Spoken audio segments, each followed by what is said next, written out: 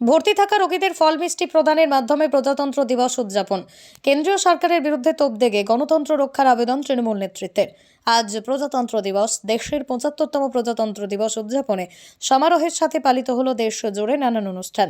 আর তারই মাঝে মেজিয়া শিল্পাঞ্চলে মেজিয়া ব্লক প্রাথমিক স্বাস্থ্য কেন্দ্রে ভর্তি থাকা রোগীদের হাতে ফল ও মিষ্টির প্যাকেট দিয়ে দেশের ৭৫তম প্রজাতন্ত্র দিবস উদযাপন করল মেজিয়া ব্লক তৃণমূল কংগ্রেস।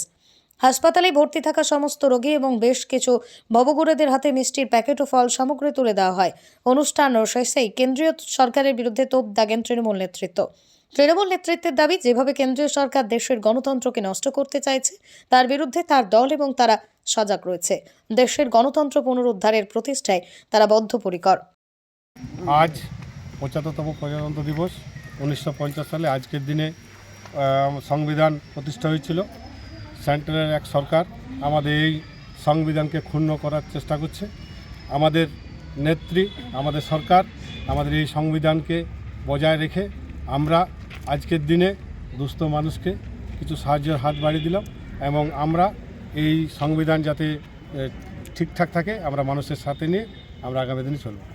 সন্তানকে মনের মতো করে মানুষ করতে চান? ভাবছেন কোথায় ভর্তি করাবেন ছেলে মেয়েকে? সময়িতা কনভেন্ট স্কুলে ভর্তি চলছে। এখানে রয়েছে কম্পিউটার ও স্মার্ট বোর্ড সহযোগে ছাত্রছাত্রীদের যত্ন সহকারে পড়ানোর সুব্যবস্থা। এছাড়াও যাতায়াতের জন্য আছে স্কুল বাস। নার্সারি থেকে 12 পর্যন্ত ছাত্রছাত্রীদের ভর্তির ব্যবস্থা রয়েছে আমাদের স্কুলে। ছেলে ও মেয়েদের জন্য আলাদা হোস্টেল, লাইব্রেরি, ইন্টারনেটের সুবিধাযুক্ত কম্পিউটার ল্যাব, সায়েন্স ল্যাব সমৃদ্ধ এবং ইকো ফ্রেন্ডলি পরিবেশে আপনার সন্তানকে পড়াতে চাইলে অবশ্যই ভর্তি করুন আমাদের সময়িতা কনভেন্ট স্কুলে।